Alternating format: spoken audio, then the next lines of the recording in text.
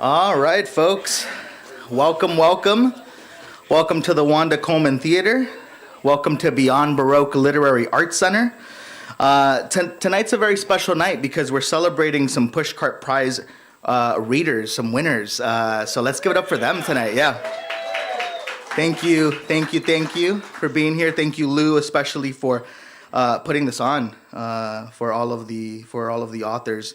It is the 50th anniversary edition of the Pushcart Prize anthology.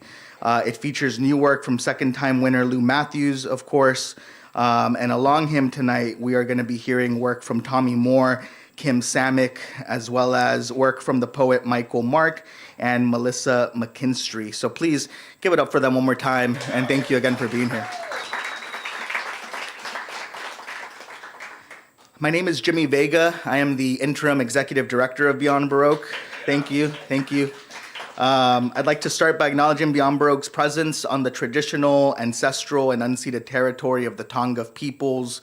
We acknowledge the wrong done to these peoples through settler colonialism, genocidal practices, and the violent disposition of their land. And as an arts organization, we are committed to uplifting indigenous communities, their stories, and cultures. For those who don't know, Beyond Baroque is Los Angeles' oldest literary arts center, located here, of course, in Venice, California, founded in 1968 by George Drury Smith, first as an experimental literary magazine before reimagining itself and becoming the literary home we know it as today. We're based out of the original Venice City Hall. This building is well over 100 years old, so it's very historic and it's very dear to us. And we help cultivate new writing, we support new writers, and we do this through a variety of ways. We have our reading series, of course. We have our workshops, we have a gallery, we have a bookstore, we have some gardens. We host over 100 events in this theater a year. Yeah, and we can't do it without your support. So if you're a member, we thank you for being a member. And if you're not already, we do recommend that you inquire after the reading. It's an annual membership. It allows us to keep the lights on this building running, and it helps us just to kind of sustain the lifeblood of this literary arts center. We host workshops in this space as well. More to come on the workshops later throughout the year. We just hosted Jamie McCarty for a workshop this past weekend. She's a writer from Arizona. And we also hosted her book launch. Of course, many more readings throughout the year. But tonight we are celebrating these Pushcart authors. We're celebrating the good work that the prize honors. And we're really excited to share this night with some dear friends like Lou Mathews and Allison Turner and all of you here in the audience. Before further ado, I do want to just mention, all of this can't happen without the staff that's here. So a big shout out and some love for Eric Alberg running things in the booth. Of course, we've got Genesis Perez out there in the bookstore and Ivan Salinas, who you met at the door as well. So they keep this place running. Thank you so much for all of your work. We're going to kick it off with Kim Samek, who is an Emmy-nominated writer who studied German literature and creative writing at Stanford University. Her debut story collection, I Am the Ghost Here, will be published by Dial Press on February 24th and has been named a most anticipated 2026 book by Debuteful, the Seattle Times, and LitHub.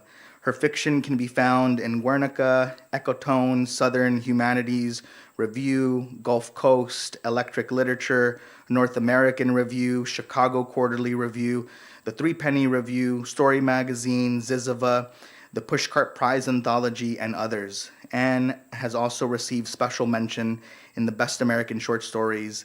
A native of Seattle, she lives in Los Angeles. Please welcome Kim Samek.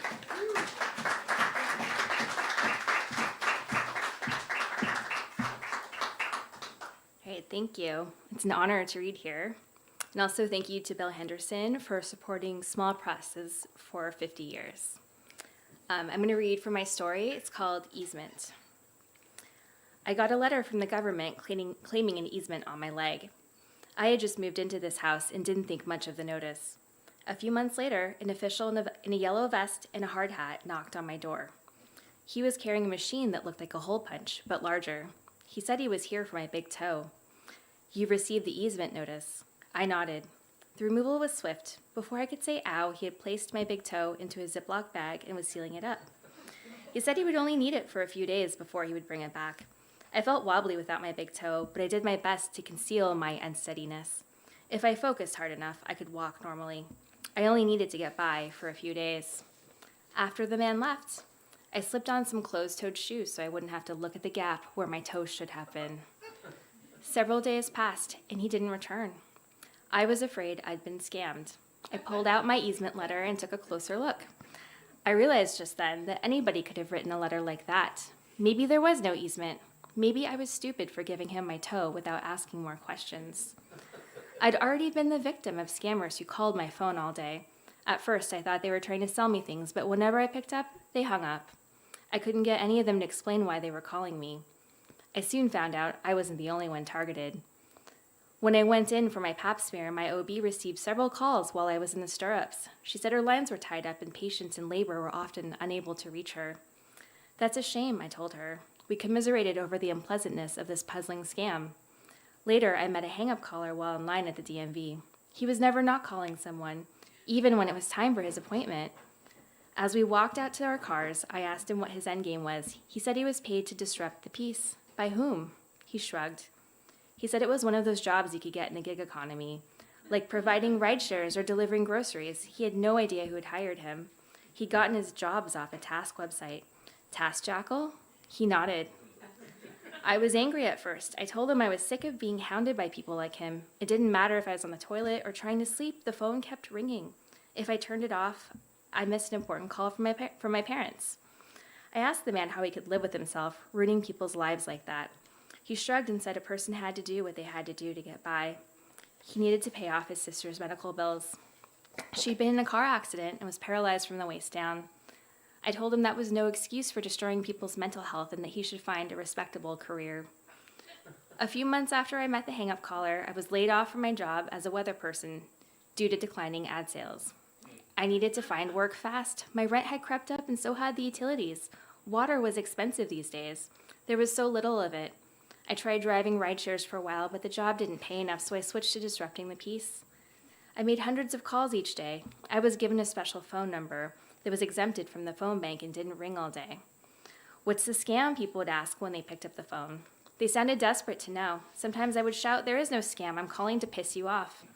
I like to give people answers. I found it thrilling to be the one who called. By the time the tow thief had come along, I thought I was wise to scams, having joined the ranks of the perpetrators, yet somehow it seemed like I might have fallen victim to a new one. I went to the police station down the street. A lumpy detective was assigned to my case. His phone rang loudly. He held his hands over his ears. I had to shout as I filed my complaint. "Someone stole my big toe," I told him. He asked me to repeat myself, so I tried shouting louder, but I wasn't a very good shouter. My voice was small, even though I considered my personality big. This incongruity had always bothered me. I wasn't treated with as much respect as my fellow weather persons because I couldn't make my voice boom. "You get these calls too?" "Yeah," I shouted. "These weirdos bother me all day." He asked for a description of the person who had taken my toe. I told him I couldn't recall much. The man was young. He was wearing a yellow reflector vest with a hard hat. But what about his face? He handed me a megaphone. "Try this," he said. "Thanks," I said, into the megaphone. I don't think he had a face, but that didn't sound right. Of course he had a face. I just hadn't bothered to notice it. I rarely looked at anyone's features. I had a lot on my mind between the housing crisis and the inflation crisis and the world getting hotter crisis and the fires and the smoke and all that. Other people were just outlines to me. They were shapes, they were hair, they were clothes, a pair of Chelsea boots. They were brooms with caps, scarecrows with shirts, noses with bad attitudes. I had a very serious case of facial blindness. It was a bigger problem back when I was dating and needed to pick out a stranger in a crowd. I couldn't do it, so I'd have to make sure I arrived first. I was once forced to run out of a restaurant when there were 9 bald men. Faces were a lot of work to deal with. I was surprised to learn that facial blindness was considered a neurological problem.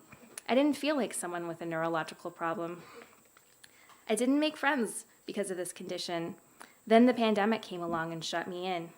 Maybe working from home had erased the gains I'd made in learning how to interact with people who looked like fuzzy blurs in clothes. I had turned into a bit of a zombie, just trying to get by. I guess maybe that is why I was willing to hand over a toe to a guy in a hard hat who knocked on my door. Now that I had some awareness of what was going on, I decided I would work on being more present. I would try not to get lost in a cloud of my own problems. "So you don't know what he looks like?" the detective asked. "No," I replied. The detective said he couldn't do much without a facial description, and he tried to send me on my way. He put on noise-canceling headphones and indicated that he had a headache. I gestured for him to remove them. He did so begrudgingly. "I just need to know if this is a scam," I said. "How would I know?" he asked. "I thought you might have heard from other people who'd lost a toe," I said. "People don't come to me about toes," he said. "How would I know if it's a scam? When I was coming up as a police person, a scam used to be simple. It was a way to get money. It's a crime to steal. I could arrest those people. Even if I wanted to arrest the people calling me, I wouldn't be able to because there isn't a crime. Making too many phone calls is not a crime." "It's not a crime," I agreed, "but it should be." "You gave that guy your toe willingly," he said. "Because he said there was an easement," I told him. "But you gave it to him willingly," he repeated. "He said he would bring it back," I told him. "But he didn't. Is theft not a crime?" "It sounds like he asked for it and you gave it to him," the police person repeated. He put his noise-canceling headphones back on and took 2 aspirin plain. I handed back the megaphone. I would have to take matters into my own hands. I didn't see the toe thief again for a while, but it was fine because work was busy. They had just started offering a bonus for anyone who reached 800 hang-up calls a day, So I bought a second phone and learned how to dial one while the other was ringing. I was desperate to make more cash. My rent was covered, but I still couldn't afford good water. I needed to get creative. At the flea market, I bought recycled water that was probably not too sanitary. Luckily, I'd recently discovered it tasted great once I added some lemonade powder. So far, I had suffered no health consequences. The tow thief finally came back in the late summer. He was wearing the same hard hat and reflector vest ensemble that he wore the first time. I made sure to focus on his face so I could go back to the police with a better description. He had red hair, freckles on his nose, and 2 of his front upper teeth were black. This time he was holding an axe. "I need your leg," he said. "Why?" I asked him. "Check the easement," he said. "Government orders." I tried to seem intimidating even though he was carrying an axe. "I know there's no easement," I told him. I asked what he did with my toe. He said he had deposited it into a box at a bank in Fontana. It was probably no good now, even if he could remember which box, and he was sure he couldn't. "What's the scam here? Why did you take it?" "There's no scam," he said. "So you were just messing with me," I said. "I was just following orders," he said, "doing my job, you know." He seemed nervous. I asked him who he worked for. He said he got his job on a task website that didn't reveal the employer. I asked if he meant Task Jackal. He nodded. I told him about my job making calls, which I got through the same website. "So you're one of those people," he said. "I can't even use my phone anymore. Why do you do that? I can barely think now. My attention span is so short. My brain is fried. You should be ashamed." "This is a stopgap job," I told him. "And you're one to talk with that axe. At least I just attacked the piece. Is anyone even entitled to peace to begin with?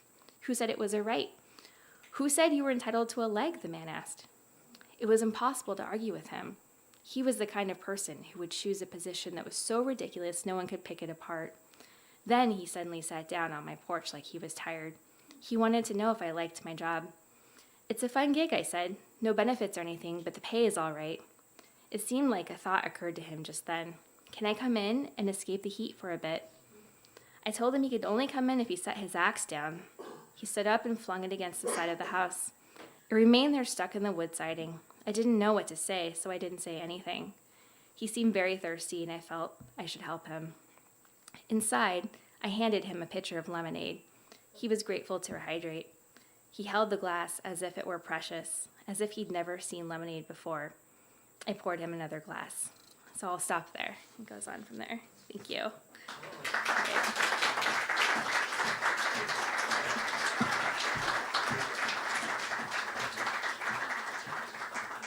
Thank you, Kim. One more time for Kim Samek. Let's make some noise for her. That was great. Great piece. Michael Mark, unfortunately can't be here with us today, but we do have Melissa McKinstry to share some of Michael's work. So to tell you a little bit about Michael Mark is the author of Visiting Her in Queens is More Enlightening Than a Month in a Monastery in Tibet, which won the 2022 Rattle Chapbook Prize. Some recent poems appear in Alaska Quarterly Review, the Birmingham Poetry Review, Coppernickel, New Ohio Review, Plowshares, the Southern Review, 32 Poems, and The Sun. His work appears in the Best New Poets 2024. He received a Pushcart Prize in 2026. And now to read some of Michael's work, please welcome to the stage Melissa McKinstry.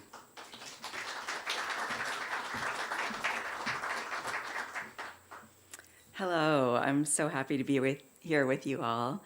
And thanks to Lou for inviting me and to Jimmy Vega and Beyond Baroque for hosting us. It's a pleasure to read with Kim and Tommy and Lou this evening and to represent my San Diego good friend and fellow Pushcart poet, Michael Mark. He was planning to be here, but he and his wife, Lois, were needed on the East Coast for their birth of their grandbaby today. So yes, I wish them good health and mazel tov from here. And Jimmy already mentioned the title of Michael's chapbook, which I hope you'll check out. I think it's one of the greatest titles of a book I've ever heard. I'll just repeat it. Visiting Her in Queens is more enlightening than a month in a monastery in Tibet. So great. I host a quarterly poetry and jazz series in San Diego, and Michael came and read with us last year in the series, and I promise you I'm a poor substitution and I do not have the Queen's accent, sadly, but it's an honor to read his Pushcart poem here for you tonight. It was originally published in the Birmingham Poetry Review. This is Devotion. Because no tools can be carried on the plane, I buy them at the Home Depot near his apartment and sneak into my father's building through the service-only entrance. Dad's Ford has more dents, half-hanging fender. He got lucky with the parking spot, a few steps from the elevator. I puncture the tires with a spike, then pick the trunk's lock and stab the spare. I hear him tell me when he's driving, he feels like 50. You drive like you're 95, I say in a laugh, because he's 96, and I'm afraid to be direct. He takes it as a compliment. I wedge the hammer claw into the seam, unintentionally scraping some paint, jimmying up the hood. I cut all wires because I know how iron-willed he is, and I pour the bag of sugar into the gas tank, crack the windshield and headlights, pound the battery until the thick clips snap. I know he's fought all his life for everything. So the leftover Coke from the airport goes into the brake fluid. Because he taught me integrity, I write a note in big enough block letters so he can read it, even with his double vision. Of course, I sign it, but don't ask. I will not tell you what it says. He taught me loyalty, too. Thank you.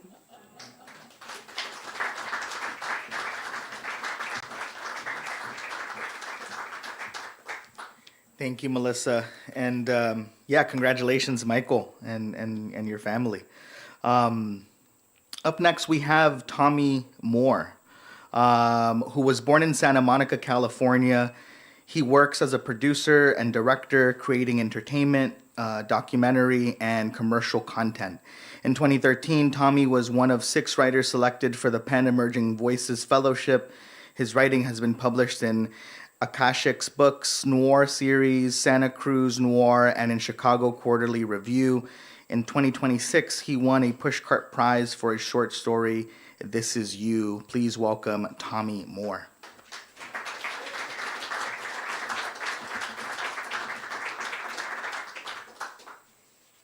Hi, thanks everyone for coming. Thanks, Lou. Thanks, Bill Henderson. All right, this is you. You are Casey Malloy. It's a new day. Get up, put on the boxer shorts, black cargo pants, black t-shirt, and black baseball cap on the chair by the bed. Put socks on your feet. See the running shoes by your bedroom door. Be Casey Malloy. Smoke one tiny bong hit. It helps. Eat a banana. Drink a glass of water. Parked below your apartment, there is a red 1984 Toyota pickup with construction racks. Find the keys to your red Toyota pickup hanging on the hook by the front door. Start your car. All the presets are set to the classic rock station. Listen to classic rock. Drive to the 7-Eleven on the corner of Victory and Vineland. Park. Dump yesterday's coffee from the refillable coffee mug in your cup holder. Go inside. Buy 1 liter bottle of Crystal Geyser. Fill your reusable coffee mug with coffee. Pay the cashier. Now, take the 170 to the 5 and the 118 west all the way to Chatsworth, the flower of the valley. Get off at Topanga Boulevard and park in the shade under the overpass. Underneath your seat is a first aid kit. Open it. Inside, find a small blue container of 10 milligram tablets of diazepam, a pack of Winston Lights, an Altoids tin of pre-rolled joints, 1 small bottle of peppermint schnapps, eye drops, hand sanitizer, breath mints, chewable Tums. Split 1 diazepam in half, swallow it with some coffee, light a smoke. Drive to Earl M's at 34412 Clover Court, Chatsworth, California, 91311. The gate guard will wave you through. He knows you. Park in Earl's driveway. Brace yourself. Go into the side door of the garage. It's unlocked. Lift with your legs, not your back. Load 3 30-inch by 50-inch black duffel bags labeled shoes into the bed of your red 1984 Toyota pickup truck. Drink some water. Eat 1 Tums. By 7 a.m., the sun will be shining and the valley will already be hot. Put on your gloves. Load 3 black duffel bags labeled pillows into the truck bed. Load 1 30-inch by 50-inch black duffel bag labeled scarves into the truck. The zipper is broken. Are your gloves on? Do not touch any of the silky scarves with a naked hand. They are only washed at the end of the month. Wrap 2 bungee cords around the bag to keep it closed. There are bungee cords hanging from the wall of the garage. Load 2 large rectangular semi-opaque plastic containers labeled kitchen into the truck. Open container 1. See list of contents on the inside lid. 2-gallon jugs of clear 112 bottle of strawberry, 5 rolls of paper towels, 2 packs of baby wipes, 1 roll of heavy-duty kitchen trash bags, 1 box of black latex gloves, 2 large packs of hand sanitizing wipes, 1 16-ounce bottle of baby oil, 1 bottle of spray-on sunblock, 1 half-gallon milk bottle of Earl's Pearl, 1 box of popsicle sticks, 1 roll of orange biohazard stickers. If anything is missing, restock it from the metal cabinet on the far wall of the garage. Container number 2's contents are sex toys. Scan over them. They aren't inventoried. There will be various dildos, vibrators, butt plugs, Benoit balls, ball gags, leather masks, whips, nylon ropes, handcuffs. Just be sure there is a variety and that Earl's favorite floppy red dildo is on board. Are your gloves on? Close the lid tight. Load the semi-opaque plastic container labeled Tunes into the bed of your truck. Inside there's a binder of CDs and a boom box. Don't forget the tunes. Wait in the driveway for Chad to show up. Chad shows up. He checks the bed of your truck and the garage to see if everything is in order. He then gorks a good morning. He has worked with Earl for almost a decade. On your first day, you asked him how to wrap a California sunbounce, and he said, Step 1, kill yourself.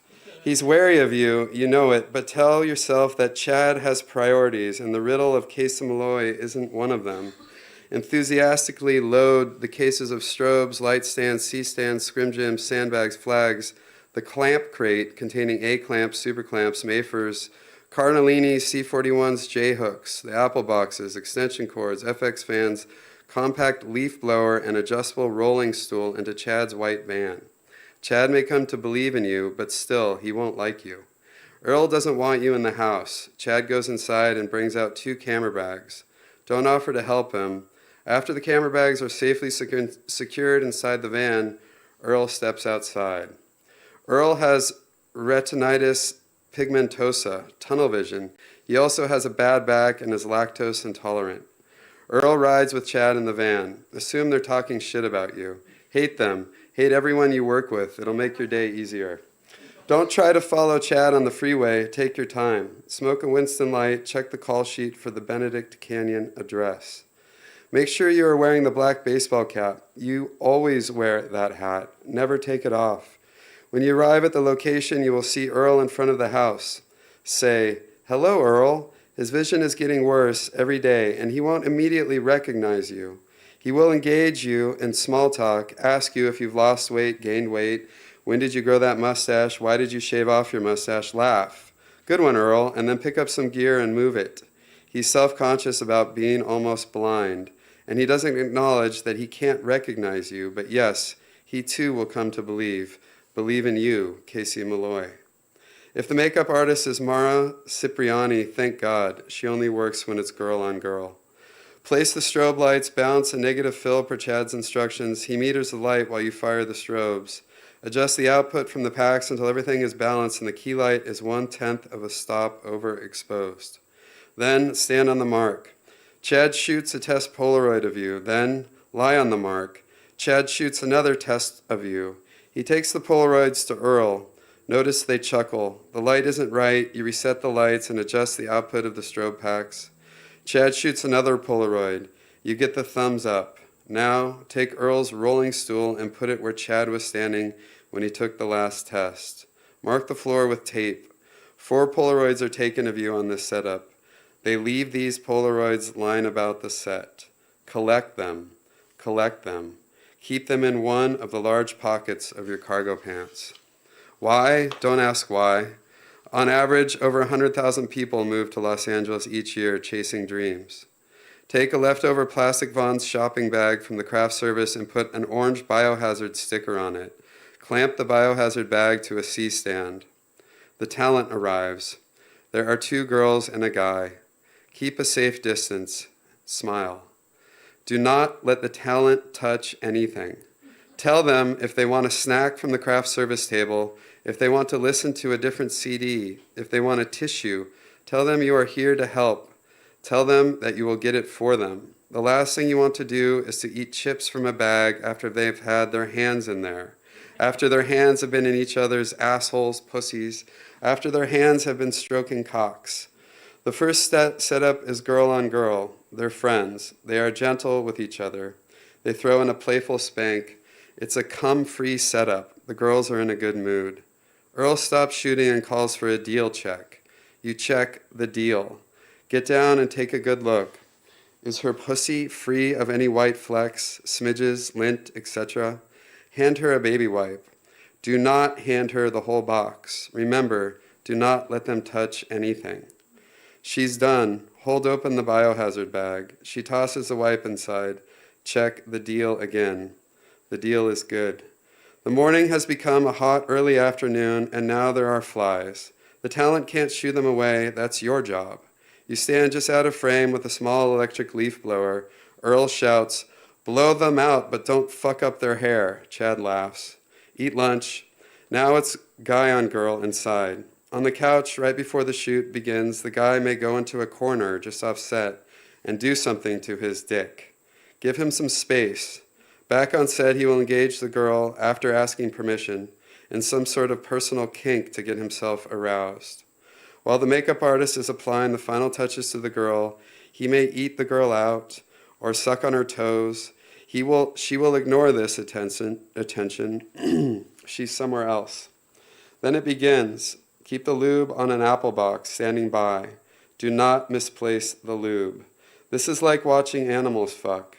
You are aware of the smell, and then you are not. They've been fucking for an hour. You've adjusted the lights twice, and now they're in the 3rd position. Earl calls for the lube. It's not on the apple box. You can't find the lube. Earl is yelling, "Where is the fucking lube?" You go into the kitchen, container 1, and there you only find strawberry. You show Chad. Chad says, "Earl, he's got the strawberry." Earl isn't happy. She'll look like she's bleeding. Where's the goddamn clear? Jesus fucking Christ, find the lube. Find the motherfucking lube. You're killing the mood, you asshole. Look under the couch. There it is. You squeeze the lube into the talent's hands. He says, "Don't sweat it, dude. Look, I'm still hard." The pop shot is the last shot of the day. You stand just off camera with a roll of paper towels. She's disgusted, but she doesn't let the camera see it. Earl stops shooting and hands Chad the camera. She leaps up and is lunging for you. Hold out the wad of paper towels. Point to the biohazard bag. Break down all the gear. Load Chad's van first, and then load up your truck. Sitting in your truck in the Hollywood Hills, take a moment for yourself. Smoke a joint. Have a pull of peppermint schnapps. Smoke a cigarette. Eat the Snickers mini from craft service. Drive home. Walk inside your apartment, hang your keys on the hook, lock the door. Sit on your couch. Take the Polaroids out of your cargo pants pocket and put them in the album on the coffee table with the others. This is you, Casey Malloy, on a doggy bed. This is you, floating in a pool, laughing on a swing, standing in front of a fountain surrounded by banana palms and birds of paradise. This is you on a bearskin rug in front of a raging fire. You on a wooden table in a wine cellar, on a leather couch, on a black silk bedspread. There you are. This is you. This is you. This is you. That's it.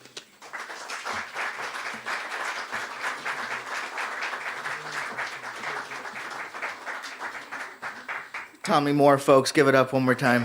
Thank you.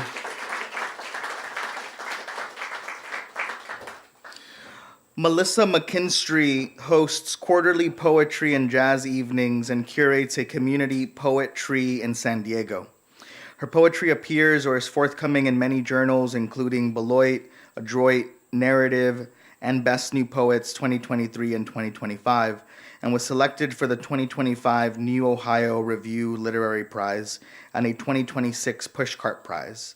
An adroit Dijakian scholar and the inaugural writer-in-residence at the Malay House Rockland, she currently serves on the Alumni Council for Pacific University's MFA program and the board of the Malay House Rockland. Please welcome back to the stage Melissa McKinstry.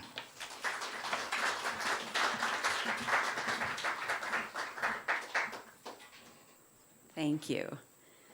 You know, we're living in such challenging times, and I think a lot about the role literature plays in the face of these times. I was recently listening to a podcast with George Saunders, and he said, literature can invite a little more empathy, a little more engagement, a little more patience. I've certainly found this to be true in my own reading and writing life, and maybe you have too. This incredible 50-year run of the Pushcart Prize anthology, all 50 years edited by the valiant Bill Henderson, is a testament to the resilience and vision of a person who wants to recognize the power of literature. Bill's mission to celebrate independent presses and the writers they publish seems particularly laudable in light of all the budget cuts to institutions of the arts under the Trump administration. I'd like to take a moment to give Bill Henderson a big round of applause as a thank you for all the literature he's published over 50 years.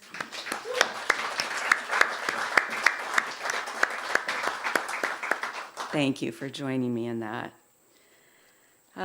Because I mothered a child who was disabled and medically complex, I sought other poets who shared this experience. And one of these, Danusha Lamaris, says something similar to what George Saunders said. Danusha said, readers want to eavesdrop on another human being having a human experience, something important. People want to feel less alone, want to feel accompanied. People want to turn to writing to gain a sense of how to survive intact with some kind of joy. Georgia O'Keeffe helped me write this first poem. It was originally published in Adroit and is currently in the Pushcart Prize Best of the Small Presses anthology. It's called Late Spring Epiphany after the Georgia O'Keeffe exhibit. I'm always trying to paint that door. I never quite get it, she said, of the black square at her winter house in Abiquiu. Always a shadow shifting, a ladder leading to sky. When she looked through a pelvic bone she picked up in the desert, she saw a ghost moon. And today I'm quiet as her stones and bones and black pearl oyster shells. Once I had a son. Once, when he was 4, before his tracheotomy, we were invited to float in a warm therapy pool. He was weightless as I swirled his thin limbs in slow circles and lines. He seemed to sleep through it all, but I loved it. His buoyancy, absence of straps and wheels, water flicker on his curly lashes, maybe a quiver of smile. He couldn't say more or or get me out of here. So I don't really know. I never really knew him.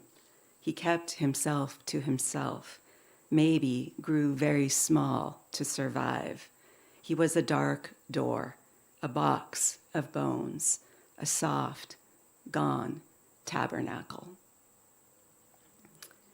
Ekphrasis, or being in conversation with a piece of art as a poet, was a gift to me for this poem.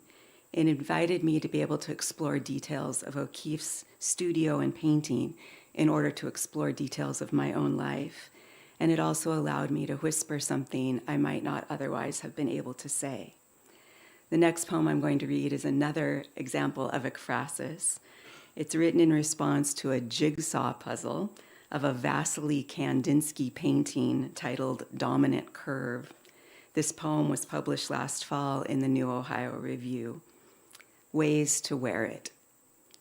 Put your arms through the sleeves of this Bauhaus swirl. Let it drape from your shoulders. A shawl of distraction in abstraction. Kandinsky's dominant curve. Feel the fine seams of your private mourning, the silky sway of teabag brown, sage green. Let yourself be satin amidst bisecting angles and arcs.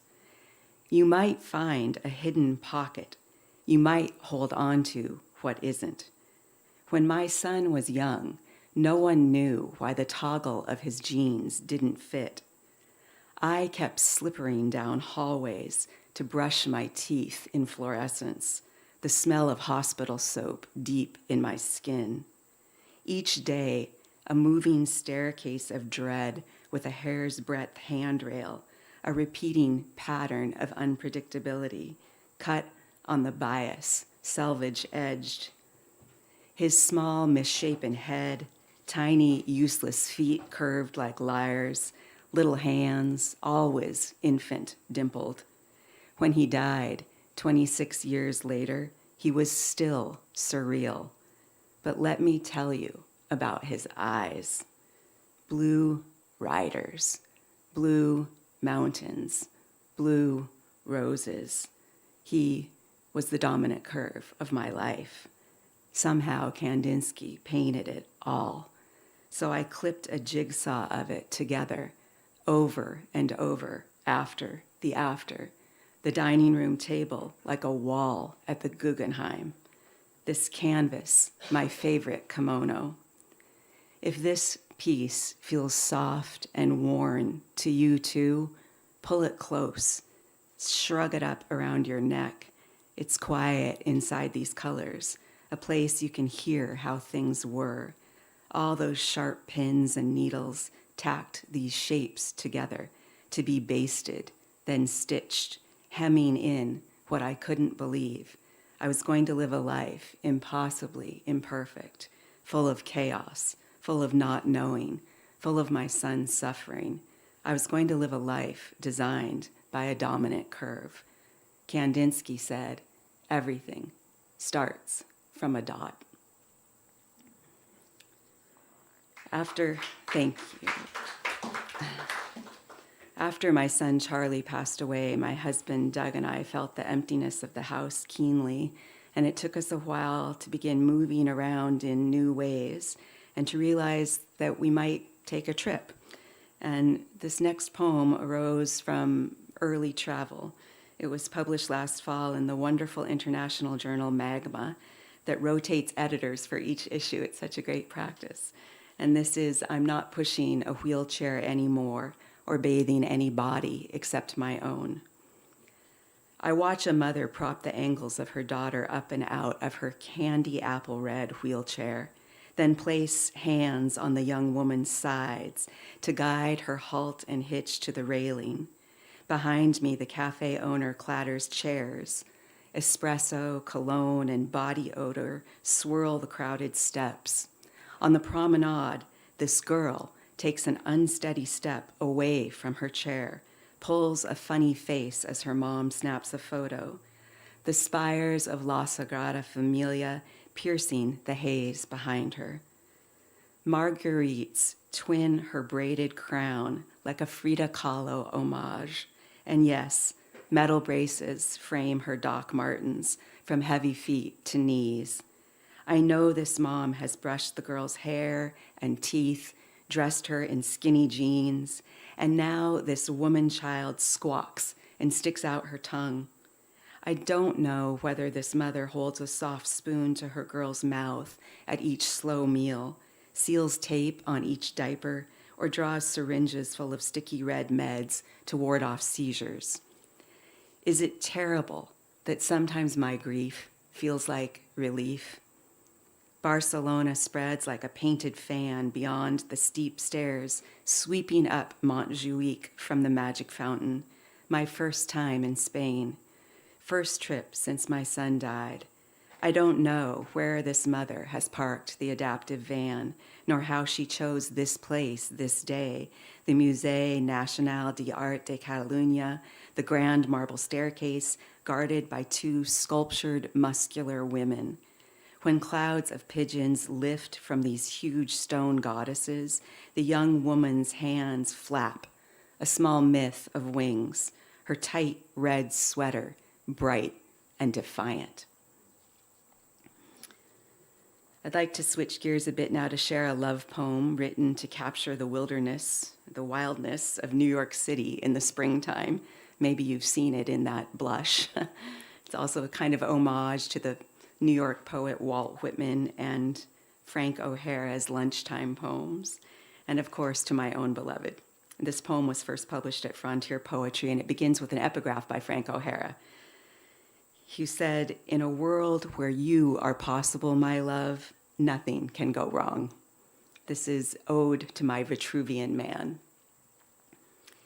You deserve a gold scorpion on the turquoise ceiling of Grand Central as a lapel pin, and both library lions looming on their plinths. You deserve the Flatiron Building, triangulating toward Madison Square Park. Surprise, every sexy Eames chair in Soho, the Holland Tunnel's fluorescent tiles, blown bodies twining each Lalique wineglass in Park Avenue windows, new daffodils foregrounding falafel carts, Habibi, each chic local stepping into the street before walk, striding on long legs and heels, the plastic bags snagged in a dogwood's blossoms, all titillation. Less the beauty, more the eye. What's real? What's scale?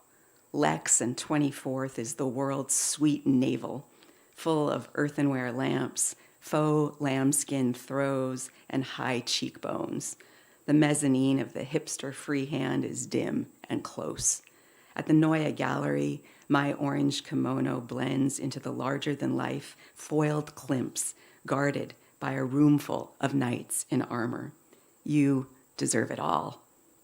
I lift your visor. Behold, you, every ideal proportion of Vitruvian man I could ever imagine, for real. And I'll end with a poem I wrote, thank you, a poem I wrote last March in response to the news of the day at the time. It appears in the fall issue of 6th Finch. This is called Stunned. When I say the starling lay stunned on the table, I mean it lay on my plate. Between coffee cups, its gold-ringed eye closed, iridescent feathers still, the little wire of its foot cricked near a fork, unmoved by the collective gasp of the cafe. I mean 10,000 federal healthcare workers whose badges didn't open doors this morning.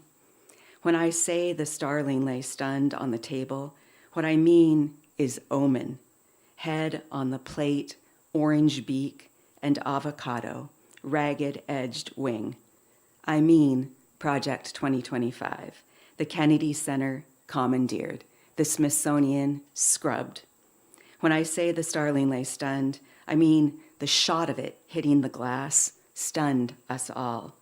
We held our breath like a choir before launching the long final note, like a constellation, a collaboration, a tableau vivant, measles slaying unvaccinated children, while war plans meld onto social media. When I say the starling lay stunned, what I mean is we all felt this fresh lament. And I'll close with a thought from the California poet Jane Hirschfield. Literature's work, says Jane, and particularly poetry's, is to find a way to live amidst and alongside the uncertain. I hope literature is helping you find the way. Thank you.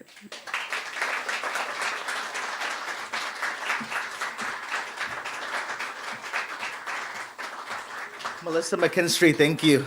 One more time for her.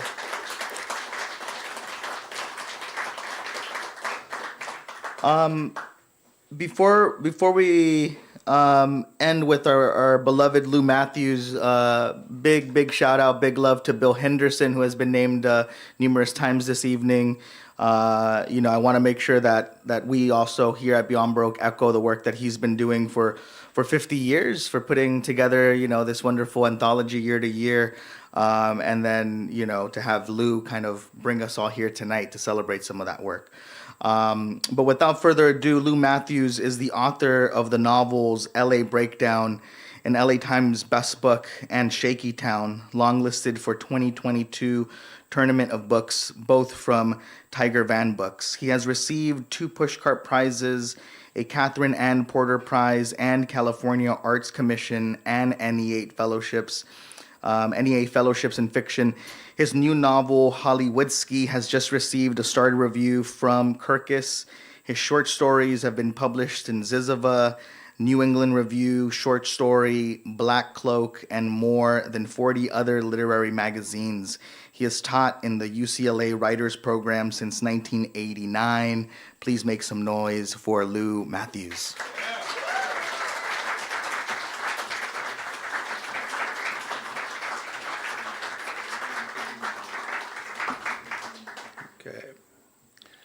Okay.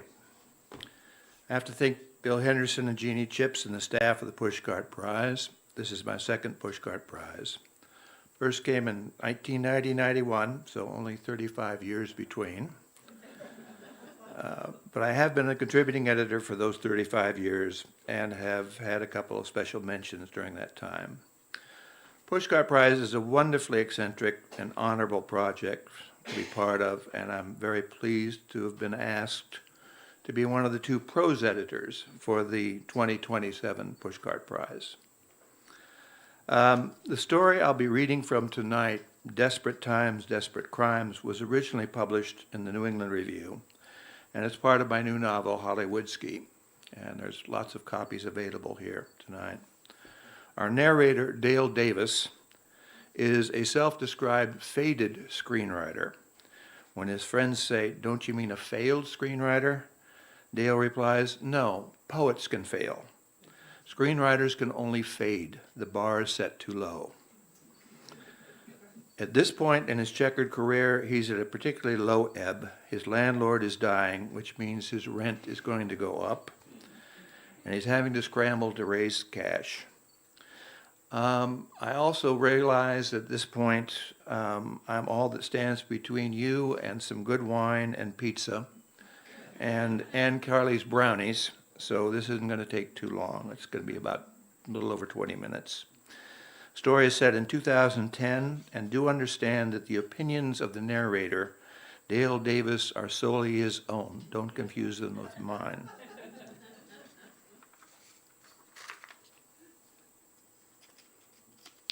And now, in that time of moderate ambitions and low rent, was closing fast. It was that time. As the Buddhists say, if you don't like the answer, change the question. As my credits age, the competition for crap jobs, teaching, writing, or rewriting student scripts, under-the-table script doctoring, is intensifying as other writers age out and into my marginal world. Doors no longer get slammed on me. They never open. I'm in trouble, and even with a long ladder and a periscope, I can't see a way out of the ditch I've dug myself into. I went back to the apartment and broke into my savings account. My last 2 Bukowski rarities, hardback signed first editions of Post Office and Love is a Dog from Hell. That one also had a little dog doodle. They weren't hard to find, turned backwards on the shelf, so they wouldn't have to discuss the literary merits of that gaseous old windbag with my guests. Together, they should bring something close to 3, maybe $3.50 at Barricade Books on Las Palmas, a Bukowski shrine run by Saul Reb Haverstein, who thinks that when you look in the dictionary under curmudgeon, his picture should appear. It's the perfect pairing for a man like myself who uses the principles of Occam's razor to justify sloth. The bookstore is 2 blocks from Bowdler's, the bar where I have to be that afternoon for my usual Wednesday afternoon meeting with my comrades in obsolescence, Jaime Rubin and Oscar Grunfeld. We'd all been successful screenwriters once. Oscar went back to the golden age of television. He'd actually worked on what was generally agreed to be the worst sitcom ever produced, My Mother the Car, and retired with honor. A committed socialist, he'd also been prudent enough to invest in Southern California real estate. Jaime had been one of the best pitchmen in Hollywood, famous for selling ideas, and infamous for letting the dumb know how dumb they were once he was on staff. He wore out his welcome at a dozen studios, and now mostly pitched wildly speculative entrepreneurial projects, without the luxury of letting his prospects know what he thought of them. Myself, Dale Davis, was stupid enough to be a committed union leader, blackballed after the strike of '88 for turning in a showrunner who continued to write during the strike. The showrunner had had his revenge and continued to do so, the gift that kept on giving. Oscar, as always, is punctual. The first of his course of liqueurs is before him, a small snifter of Cointreau. Kenny Ishikawa, the day bartender, looks up from his book as I open the door and rings the brass bell next to the cash register. Kenny has my usual brandy and soda in front of me as I slide into the booth. Jaime will be slightly delayed, Oscar says. A late night of research for a new project. And how are you? With Oscar, the question is genuine. It's been a week since we've seen each other. He's doing well and wants the same for me. Well, I lie. One of my former students got a job at Parallax and is circulating one of my scripts under an assumed name. It's made the second cut. Unfortunately, Oscar has spied the bubble-wrap Bukowski in my satchel. Oh, Dale, no, you're not going to go see Saul. Do you need some money? It's not that. I'm just tired of looking at them, and the market is high right now. Not for you, not with Saul. You know what a putz he is, and he knows you hate Bukowski. I know the guy. I've had this conversation. He wasn't at the party, but he's heard about it. I don't know what Oscar is talking about, but can only assume that was back when I could still afford friends who could afford cocaine. Oscar looks at me imploringly. Do you need some money? Please, let me help. I can't do it. Not yet. The books will hold me a month or two. I'm all right, Oscar. Really. A lot of flies in the ointment. I am saved by distraction.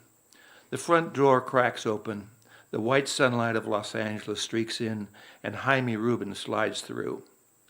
Kenny rings his bell and calls out, "We now have a minion, bozos at Bowdler's." Oscar and I lift our glasses, and Jaime intones, "Yo Kelso." In Jaime's world, all bartenders are named Kelso. The usual. Kenny has Jaime's Skolnichila martini with two olives and 1 onion ready to shake. He pours, lifts the pepper grinder above the glass, and cranks, presents. Jaime takes a sip, a brief shudder, a nod. Another sip, a dip and turn, and he bows in Kenny's general direction. Kenny's returned to his paperback under the pin light next to the cash register. Marilyn Robinson's Lila, the only reader without an agenda among us. Jaime eases into our booth, sips again and unclenches. Another long night of research. Oscar and I lift supplicatory palms. Research has been mentioned. Next comes the pitch. Jaime sips and gazes at Oscar. You've had a long, good life. Forget what your tenants say about you. How much longer would you like to live? Oscar doesn't have to consider. Long enough to see Kissinger in jail and Netanyahu fail. So Jaime says, a few more years? If it takes that, Oscar replies, but I would leave tomorrow if those conditions were met. I would say it might be a few more years. And if you have to persist, here is an alternative to consider. Jaime puts his martini glass definitively on the table. The gathering commences. We've witnessed this moment before, but can't look away. Even Kenny puts down his paperback and switches off the pin light. Jaime seems to swell. You can sense the churn of ideas. A slow, spreading smile takes over his face. You can almost hear a distant calliope. Okay, boys and girls, I'm not going to give you the full prospectus here. We're not going to nail down the names and dates. You're not going to get the footnotes, just the sizzle. The steak is for genuine investors. Jaime's eyebrows do a little doodah dance.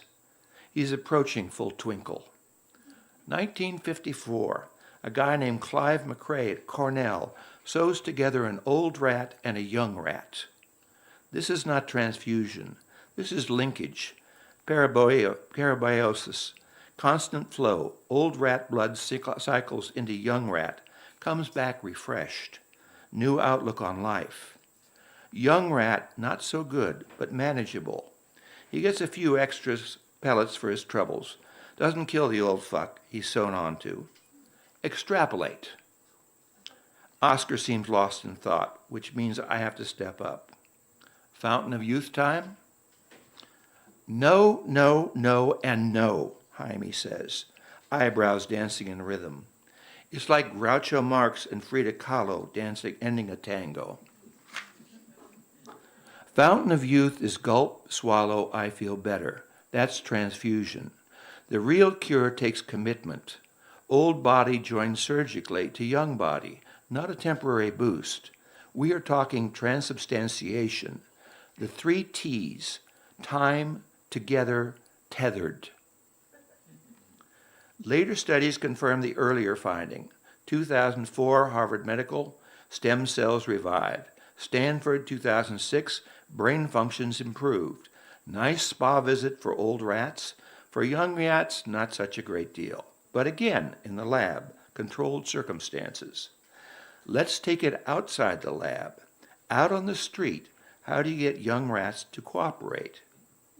More pellets, I suggest?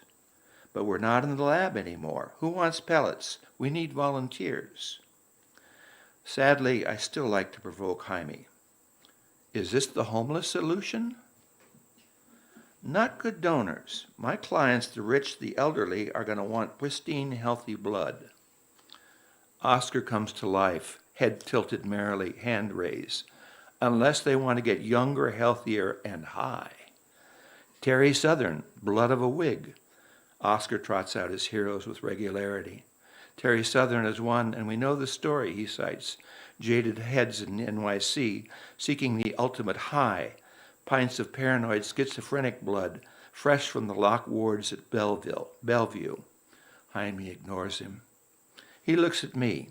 When did you graduate from college? He knows the answer. 1978, I reply. UC Santa Cruz. Go banana slugs. And how much did you accrue in student loans? Didn't have to. We paid no tuition. That was your birthright as a Californian, a free college education. Not anymore. The average graduate of what used to be a state university now takes 6 years to complete their studies and accrues $100K in debt. You graduate with a degree in any of the liberal arts, English, gender studies, anthropology, what we now call pre-law. You're looking at 20 years of payments. So you now have something we haven't had for 2 centuries, indentured servants. You think a few of the indentured wouldn't jump at the chance of a way out? Here's the pitch. You are sutured to an ancient billionaire, or maybe not such an ancient given the way Silicon Valley is trending, medically monitored, given the best of care for 6 months, and your student loans are forgiven. Not that different than a surrogate pregnancy, with a lot happier ending. Oscar stirs. I remember that movie. Jaime clasps his head. What are you talking? This is an up-to-date idea. The New York Times article was only last week. Jaime whips out his clipping. Young blood may hold the recovery to reversing aging by one of his favorite sources, Carl Zimmer. Oscar has focused, which is daunting. No, he thunders. I remember that movie. Jaime is frosty. What does this have to do with my very original idea of blood transubstantiation? It's an old story, Oscar says. Rich sewn to poor. It's been done. 1972, The Beast with Two Heads. Ray Milland's head is sewn to Rosie Greer's shoulder. Cheek to cheek. Milland is a racist. They hate each other. Terrible movie. The same year that Milland did Frogs, another terrible movie. The man who won an Oscar for Lost Weekend. He said he needed the money. I think he just hated staying home. Jaime has given up his pitch. I watch him deflate. First it's a pinhole, then it's a blowout. Eyes and eyebrows rolling like snakes on a griddle. Oscar continues our history lesson. He'd have to face a summer shoot featuring 15 car crashes, an ape with two heads, all written by a schlockmeister like Lee Frost. He must have hated staying at home. You ever work with him? Oscar looks provoked. Lee Frost? Never. This is the man who invented Nazi exploitation with Love Camp 7, Strictly Grindhouse and B Drive-In. Chrome and Hot Leather and Chain Gang Women were some of his better titles. They'd throw in beaver shots for the European market. Jaime has left us, out the back door for once, not even staging his exit. Tell me more about the thing with two heads. Something in the description intrigued me. It was actually a great idea. Where they stole it from, I don't know.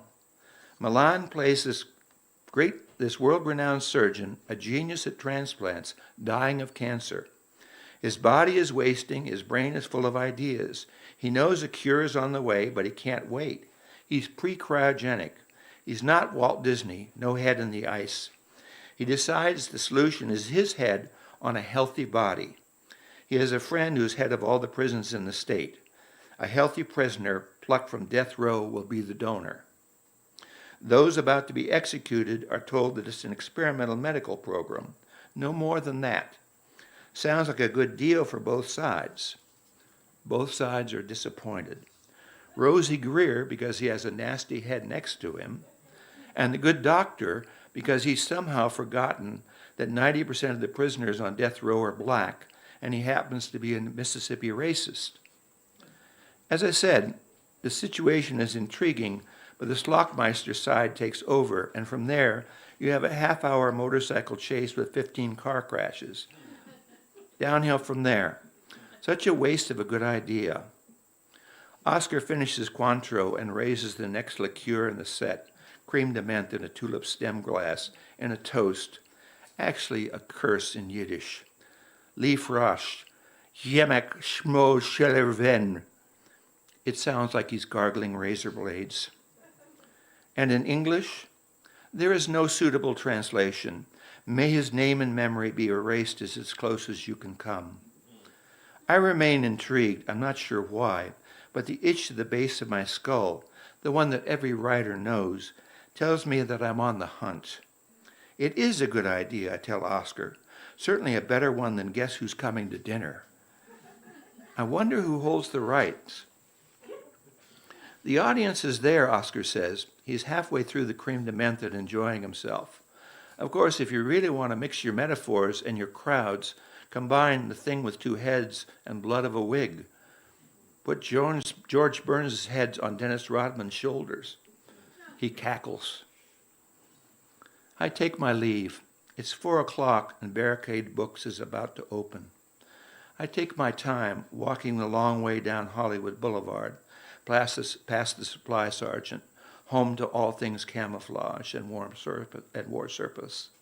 Book City, where color-coded books are sold by the shelf foot to set designers.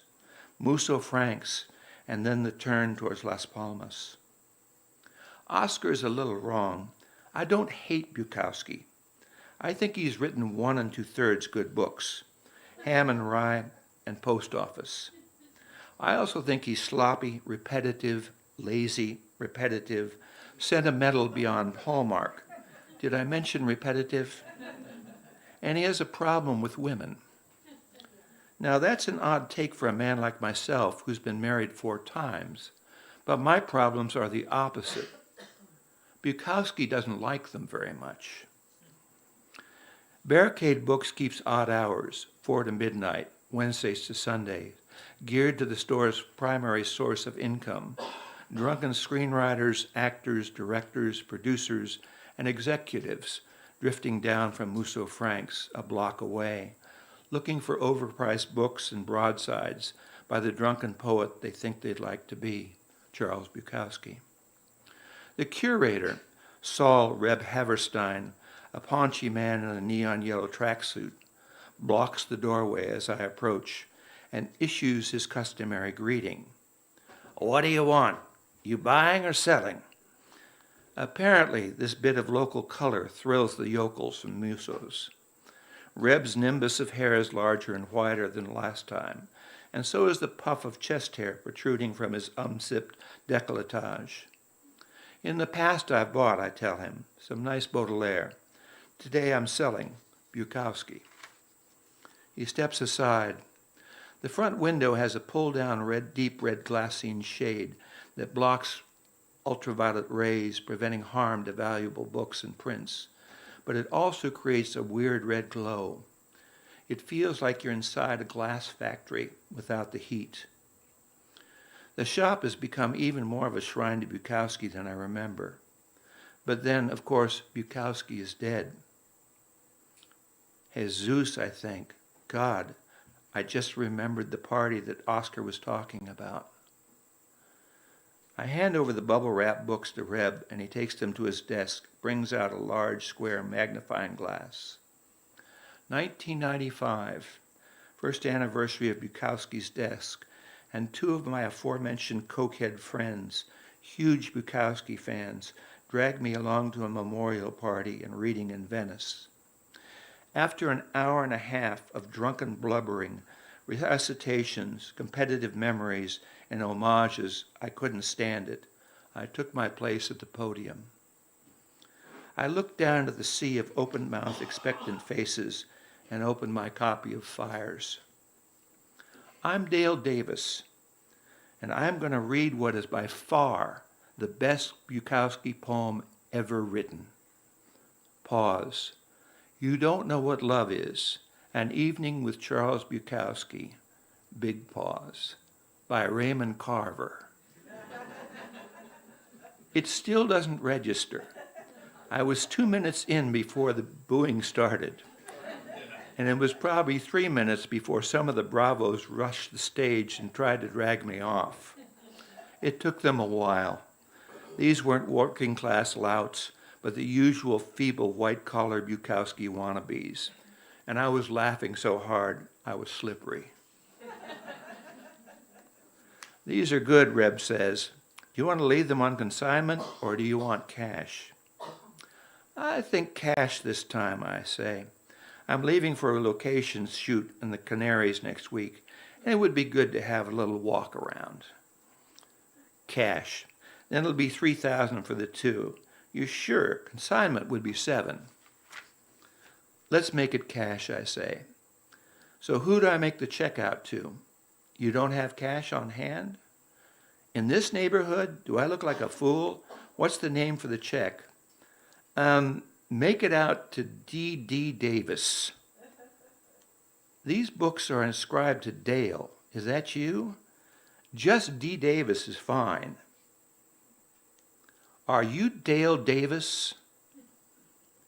It's a little like watching a roadside thermometer in fast forward, the way the flush ascends from his unzipped chest to his swollen forehead. But his movements are deliberate. Reb opens his desk and brings out a large oval stamp and pad, inks it, opens each book to Bukowski's signature and rocks it. Bogus, the stamp says.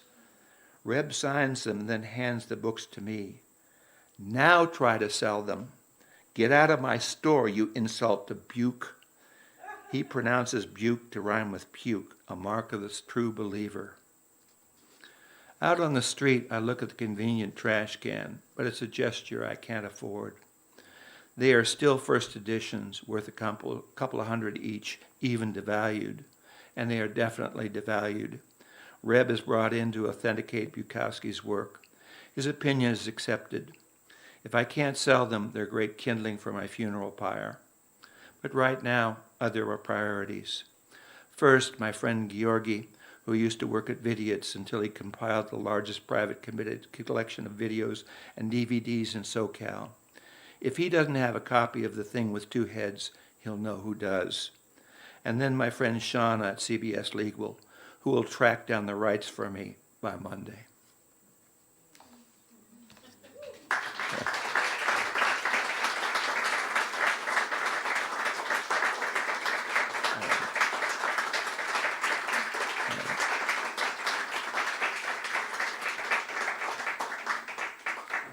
Okay, I have to say thanks to Jimmy Vega and Ivan Salinas and Genesis, the staff here at Beyond Baroque, and our wonderful sound guy, who've done a great job. You have copies of the Pushcart Prize. There are like 8 copies, I think, and if you have a copy of that, then you can certainly get myself and Tommy and Kim and Melissa to sign their moments in the Pushcart, and then there's also Hollywoodski's and some other books if you want those signed. And beyond that, you have some pizza which should have just been delivered, and some really good red wine and a few white wines, which is all out there waiting for you. So thank you very much. Yeah, let's, you guys.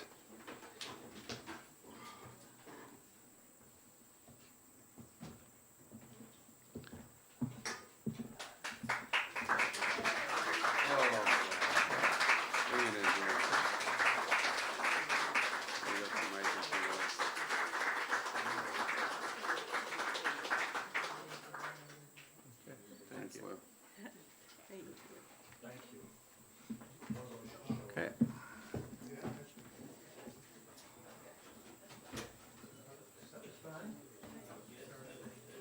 Let's give it up one more time for Lou Mathews, everyone that read tonight. There's pizza and wine out there. Thanks for being here, y'all.